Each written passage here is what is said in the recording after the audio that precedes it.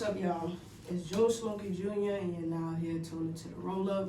I am here with the boy Meeco Uave, and we're here to talk about pieces. Alright, so let's just start with the general, you know what I'm saying, questions and introductions of who is Meeco and what is Pieces, the brand.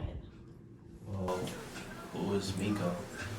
Well, me, I'm just a designer. I'm the creative director, but I'm only a piece of pieces. Right. It's a collective that started up with me, my brother, and we also have now, a couple other members of PMF Pieces now that are under the umbrella. So PMF Enterprise is our collective, and Pieces is our brand. Okay. So Pieces is, we wanted it to be something urban. We wanted it to be streetwear, but we also wanted it to be high-end. And we're working hard to try to make people see what black-owned high-end streetwear could look like and can be. So we're trying to basically predict the future before it happens, because we know that black-owned streetwear will be a thing, and it's already been, we already set the trends. So we're just trying to take it a step further and just have our footprint on it, like the way Pharrell did, honestly. Right. And that's all it is. When would you say you started to kind of like make your first pieces and stuff like that, as far as in the fashion, not in the sense of this brand, but on just like, your own clothing? Like, when did you start like kind of just saying, I'm going to change up my style and I'm going to, either like cut up some jeans or, distress some jeans or, put some patches on things, because, that was a thing, back in the day. So when do you really feel like, you kind of said like, this is my route and this is where I'm going to go with it? I would have to say around 2015. Okay. 2014, I was fresh out of high school, so around 2015 when I had my first like introduction into streetwear and retail, I kind of, embraced what Soho and what New York fashion had to offer at the time. So with everybody wanting to be themselves and be creative, I just saw, a lane to make my own things. There was a lot of people buying $60, $70, $80 jeans from H&M or Zara, and it would be like on that high-end stuff, but it would just be because it's distressed. Right. Distress was like really, really big back then, like 2014. I was one of those people, yeah. So I was just like, wow, instead of going to Zara, instead of me trying to like buy because I switched over, like I used to shop at H&M a lot until they got kind of corny. You kind of started to see like the same jean pattern, but it wasn't anything like, it was no splash on it, you know what I'm saying? And then I felt like Zara came in and kind of like switched it up, and I kind of like switched over, you know what I'm saying, to that. What I noticed is you could get the cheap jeans with like that were plain for like half price, but the ones that are distressed, they doubled the price because they put in more work. And I realized if I just put in the work myself, then I can, you know what I mean? So I would end up buying the ones that was on sale for like $20, $30, and I would distress it myself, and people would be like, well, where'd you get those? And it's right. I didn't realize it would be a thing at some point, but I was only distressing jeans because I didn't want to pay double the price for jeans that I could just do it myself. Plus, it was kind of fun at the time, like working in fashion and working around people that are in fashion, and being able to show them you can do little things and have little neat hacks to doing things yourself. It was part of the game, When you're first beginning in retail, everybody will tell you that you're dead broke because you really can't afford everything. You go so hard to buy the most expensive shoes, and then you want something nice like a shirt to go with it. By the time you get around to getting the jeans or maybe a hat or maybe even some shades, you don't want to spend what you just spent just for the shoes. It's like, and it's hard shopping as a guy. It's add-on, Right out of high school, like, you don't have a lot of money in New York, like, nope. But we make do with what we have. So, you the have shoes was always good, we always had to make sure, like, Sorry, I couldn't quite hear you. Could you Siri. Always listening. Siri always listening. Oh, man. Oh, she goes, yes. Yeah, we know. At least she confirmed it. At least she just, Oh, man, the government is always listening. But, being a teen in New York, what was the fashion like? You know what I'm saying? Because I feel like it constantly changed. And for some people, I feel like some people stayed in their own pocket, and some people kind of like, you know what I'm saying, like rode the wave of what came out in a sense of fashion. You know what I'm saying? So, what was like your take on when things start to change, and like, do you felt like some of the shit was good changes, and then was fire, or some of the shit was just like depends on where you were like at the time, because in Brooklyn or Queens, most people were still doing polo and True Religion, and uptown we started already, upgrading to doing, different shit. We wanted to do a little bit more high-end shit, but we were still mixing it in with like most of that polo and True Religion like vibe. Of course, yeah. And that was just urban, like that was just rap. Hip hop kind of influenced all of that. Yeah. So I guess me coming into the game, I would say around like 2016, I seen a bigger change. Like I seen how ASAP kind of started doing a lot of like joggers and Marcellos, and that's when I started peeping like that high-end uptown wave. Yeah. So we was already doing like Pradas, and we was doing joggers. Yeah, Pradas, Maury's and shit like that. So I was doing cardigans. Like we started dressing up a little more. Like the long cardigans. You know what I mean? We had like the ninja cardigans and shit. Like I started doing all of that, and then I started seeing Brooklyn follow through right away, and it was just like, wait, this is a whole new thing. Like nobody wants to have that baggy Tim's with the sweatswear anymore. Do you think Kanye kind of played a part in that? You know what I'm saying? Cause he was dressing like, like, I would definitely and a lot of the stylists was kind of making sure the dudes were looking like a preppy, but as hood at the same time, when you kind of dress it down with the kicks and shit like that. So it's hard for me to say he didn't play a part, because him and Virgil had like major footprint around that era, like 2016. They were both doing their thing. And I know that Kanye was always doing the baggy thing because of Virgil. And Virgil was already doing a whole lot with Off-White at the time. So he had a lot of things going on. I think around that time, everybody was just kind of getting to know like brands like Goyard and Subi. So like, and that was brands that we knew of in 2013, 2014, but like 2016 they popped off. I said, Rocky with the Marcellas, and then like all of a sudden you gotta have the Balmains, you gotta have the Subis. So 2016, everything kind of elevated. It was like, it was cool to just have the basics, but now it's like you gotta have that shit. Have a little, gotta have that shit. Like I feel like it's certain things in your closet that you must have. You know what I'm saying? And one thing I don't want people to mistake is that never shop above your means. You feel me? Because I've always felt like if you can't buy it twice, don't buy it. And I'm not gonna say I wasn't ignorant at one point. You know what I'm saying? Like if I wasn't ignorant at one point, I'm like, yo, fuck it, I'm working. I can just buy that shit. You know what I'm saying? Fuck it. You know what I'm saying? But as I got older, I'm like, I'd rather have a little bit more fun, you know what I'm saying? So I'd rather the experience, I'd rather, you know what I'm saying, create a memory than to be stuck with some clothes and shit. And I'm looking good, but you know what I'm saying? I can't really have fun like I want to. If you get there, you can't afford nothing. You know what I mean?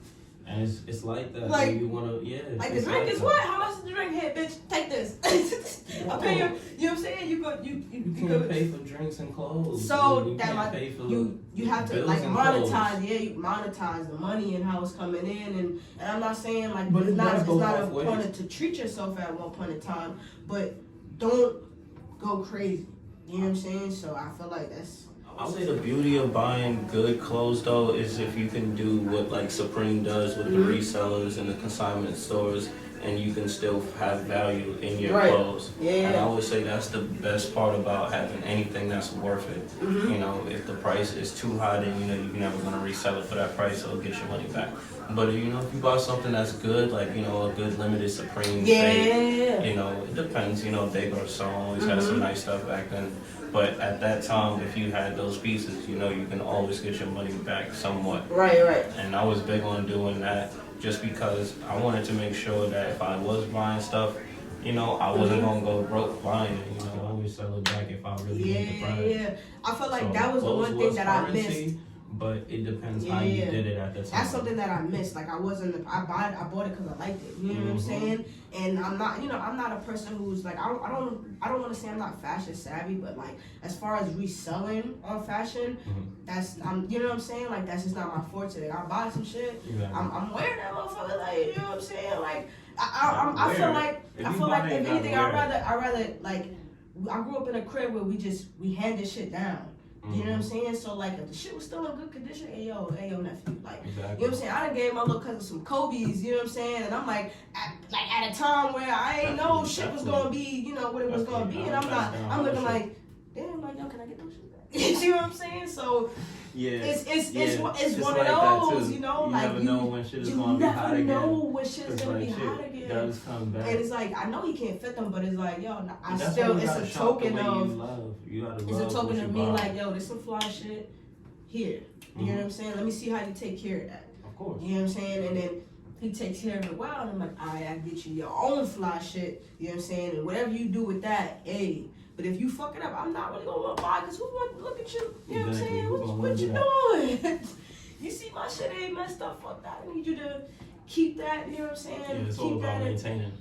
Maintaining and start with the little smallest things, you know what I'm saying, that we don't realize as youngin'. Our shoes is the one thing that we could kind of maintain. I mean, I was hard on shoes growing up, so I could understand. It's not easy to maintain shoes. I'm not gonna sit here like I was a perfect child, but as I got older, I kind of when you learn the value of a shoe, you want to keep it in its, you know what I'm saying? Exactly. Best predicament. Exactly. There are certain shoes that I have that I literally had for years. I only wore them 5 times. You know what I'm saying? And I had it for 5 years. So what did that tell you? Exactly. I started to learn like, nope, let me. Because you box. already know the value of the shoe is gonna be different. Put them up. Of course. You know what I'm saying? So with information, I guess, and education on certain things, I guess I learned how to, you know, maneuver different and how to take care of my shit and what's resellable. Everybody's value is different. I like and everything. to be able to have certain shoes just to be able to say I have them. And, you know, I know I'm not going to sell them, so it's like I'll wear them and beat them down if I really feel like it, because it's like, these is mine. This is my go-tos. I like these. Mm-hmm. If they run down, that's cool, but I know what they still worth. Like, yes. that just be me personally. Yeah. But if I do want to have something that I know it's like, I want to always keep this looking in some type of condition. Some type of condition. It's hard for me to do, but I'll try. You know, I put a couple shoes away like by now, but personally, it's never been easy. Like, unless I buy 2 pairs, I'm always gonna wear my favorite shoe. Okay. That's just how it is with me. Unless I know I'm planning on selling it. Like, I'm not selling it. Don't matter. Yeah. To me, it just never matters when I'm not selling it. I love my shoes. Like, who do you say inspires you as far as fashion? A lot of people. If you get like your top 5. It's hard for me to put together a top 5. Like, not in any order, just, you know, like. I would say brands that are similar to mine's, but if I wanted to be specific coming up, like brands like Prada, I always looked up to, you know, the way certain boutiques and stores, like, you know, opening ceremony kind of put things on the map. Right. But I would definitely want to like work with those type of brands like Balenciaga or Givenchy. You know, those like Saint Laurent, like those are like my favorite inspirations, like Rick Owens. Like, I love those, like the things that they got going on personally. I've always loved Balmain. Like, that's like one of my favorite brands personally. Yeah, like of jeans and stuff like. They make some of the best denims, and they also do very good leather work. But Chrome Hearts is very like good with leather work as well. But a lot of people go to them for apparel now, which is kind of crazy because like I would want to do like a leather collaboration. Like jean and leather collab. Denim with the leather. Yeah, you're like, what are you doing? Like, you going there for a tee? Like, to me, like, I love like, that. that's crazy. Like, people go there for the shirts, and it's that's cool. The shirts and the hats is calm. They're more than a t-shirt. But the denims, like you gotta understand, they make furniture, they make rugs, and all of this is out of leather, like handmade bags, handmade jackets, like all of this is out of leather. Personally, there's a lot of brands that I probably haven't touched on that I really, really like coming up, but that's only because they were low key. Okay. You know, but there's some really good ones out there, personally. Bape? How do you feel? Like, what was it I'm like? I'm a Meeco fan, like, so I guess, like, yeah. Like buying your first, like, piece, like, you know what I'm saying? What was that experience like? And, like, what year was that? And, like, you know what I'm saying? Like because 2016, 2017. I had a few Bape pieces, though. I had shorts, shirts, I never did What was like your hats. first piece, like if you could remember, like? Probably. I had like a babe, like kind of cheetah print looking face on it. It was kind of weird because I couldn't explain it. Like it definitely had like a cheetah print vibe to it. Yeah. But it was like a shirt for sure. It was black. I think it was like tan. Yeah, I think I got a gray babe cheetah, like not cheetah, but like army fatigue. It's army fatigue face. Like, but that's the thing, it wasn't really army fatigue, it just had that cheetah print pattern, so that was just like the whole gimmick on that. Because they were on like some different, you know what I'm saying, like shit, you know what I'm saying, before, and I feel like now they're into, because I'm an army fatigue like person. Yeah, I had to do the army shorts. Like, I was gonna get them again in purple, just because like they're super comfortable. I love these shorts. Yeah, I feel like shorts. Like for me, anything army fatigue, like I'm just hoodie super warm. Like it goes just. So with anything and everything, you know what I'm saying? So I'm a very like. I definitely gotta give them their props. I feel like it's been super oversaturated though. Oh hell yeah! You know what I mean? It's super oversaturated. It's like the same thing how I feel like Telfar. Like I love their brand, but I feel like now it's been oversaturated because of the way people are doing the bags, and it's like, damn. Even if you get a bag, you can't feel special now. There's nothing wrong with it. I understand how it is because I love their brand. I just feel like when things start to get oversaturated, then you start thinking like, damn, if I get this, am I gonna feel good in it? Am I gonna feel fly in it? Am I special? And that's when it comes down to like, am I in like this circle of, you know, facts. So I dig what they're trying to do. They've been working with people to try to change like fabrics and things like that, and I've been taking note of that. So like, you're gonna definitely see me follow suit because that's one of the things I'm focused on is details. So I want to like take and follow their route and start playing with the fabric. So that's the goal, like with everything that I'm doing right now, even the truckers. So like I can't get no sauce on that, but it's gonna be some shit when I do it. You know what I mean? We're gonna switch it up for sure. But let's talk about that. We got some samples here on the table. Some of these have barbed wire and some of these don't. Yeah. What was the first hat that you put out? That black and red one. This one right here. Yeah. I'm just gonna tell you, like, as a person who follows you on Instagram, when I seen this hat, I was like, I'm thinking 2010 vibes. You know what I'm saying? This is giving me like straight. I'm not gonna Ed Hardy. You know what I'm saying? And I felt like it's a timeless piece because. Truckers are something that leaves us and comes back to us. You know what I'm saying? On a how you say it, like season type vibe.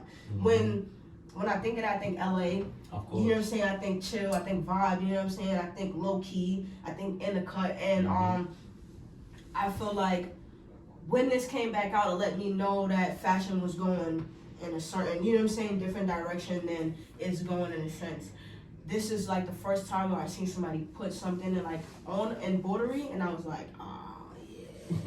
It's not a patch, you know what I'm saying? It's not a patch onto the hat. It's it.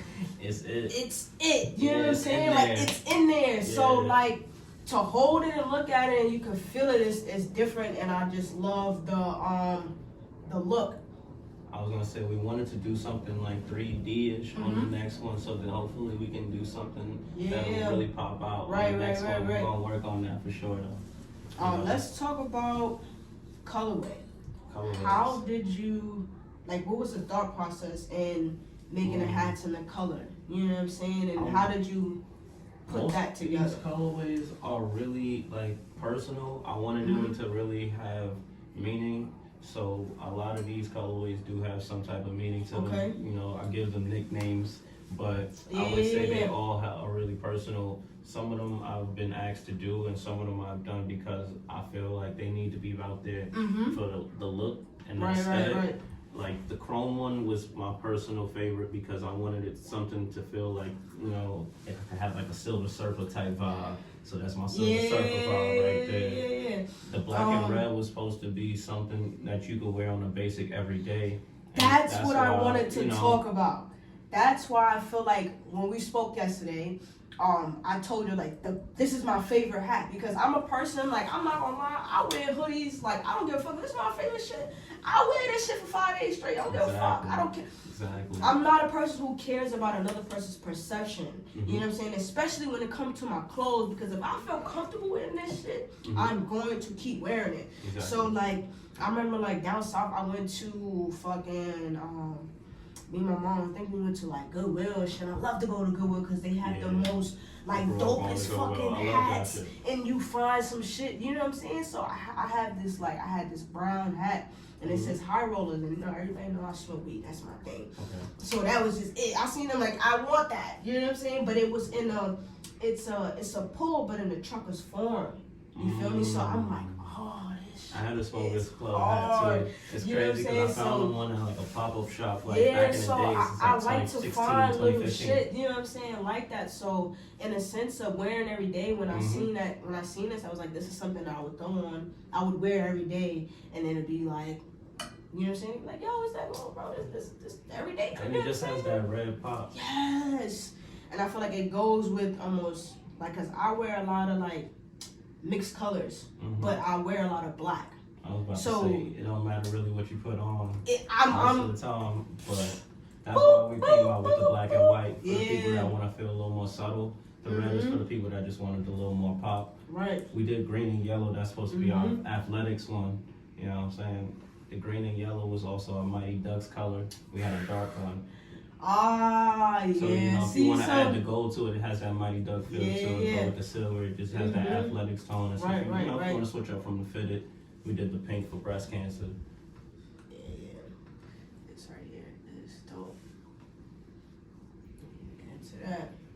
I wanted to do the Pharrell Rocher vibe for Valentine's Day with the tan. Yeah. And then we also did purple, yellow, and then we did a reverse yellow and purple. And that was supposed to be our Kobe colors, you know, our West Coast vibe. So that's the LA colors, you know. Yeah.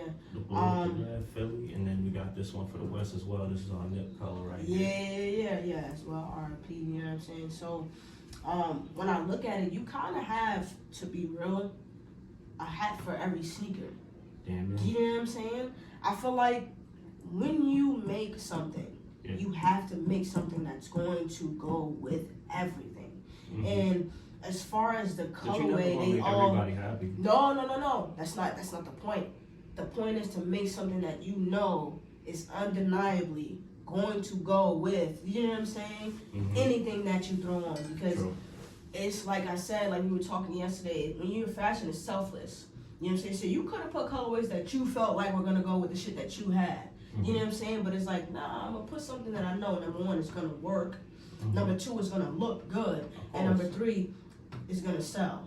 You know what I'm saying? Those are the three things that I feel like you have to, when you're making something. You know what I'm saying? You know what I'm saying? Like, when you look at people, because when I look at how a person dressed, I feel like if I take a fashion person's mind, I'm watching people, what they're wearing, what they're buying, and I'm like, all right, you're wearing, you're buying this. This is what you know what I'm saying? I'm seeing a lot of this. This is what I have to kind of like produce in a sense, so that I know when a person is looking for a certain color, a certain fashion sense, they're going to be able to come to me to, you know what I'm saying, and receive that. You don't only do hats, but you do hoodies as well. Of course. We're both, you know what I'm saying, pieced out. Hats, hoodies, sweats. You know what I'm saying? Oh, I seen you do the hoodie, you know what I'm saying, the hoodie with the, you know what I'm saying, with the flannel and shit like that. That's my, you know what I'm saying, that's my look. You know what I'm saying? So when I think about a brand and when I think about something that I'm buying, I think about what the fuck am I gonna wear? Exactly. Am I gonna feel comfortable wearing this shit every day? You know what I'm saying? So when I shop now, because I'm going into shopping more black brand, all right, if I'm gonna spend this money with you, how am I feeling your shit? That's just point blank and period. Put it on, you know what I'm saying? That's how I'm doing it, you know what I'm saying? Like you doing a fitting room. Alright, you know what I'm saying? I feel this shit feel good. You know what I'm saying? It's all about the feel at the end of the day. That's what I view. The softness. Okay. You know what I'm saying? I like that because you know you want to get a cozy feeling when you put something on. I'm a hoodie person. I love putting a hoodie on. Like I'd rather put a hoodie on than anything else. Of course. So I'm into it. I feel like, ooh, yeah, That's the next vibe.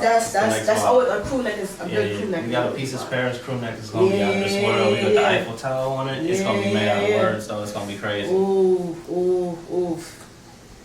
We just got some exclusive sauce. It's gonna be damn, that just that sounds crazy. Damn. You ever see, like, you can see some shit and you're like, ooh, and you're like, let me, I'm like, is there a list?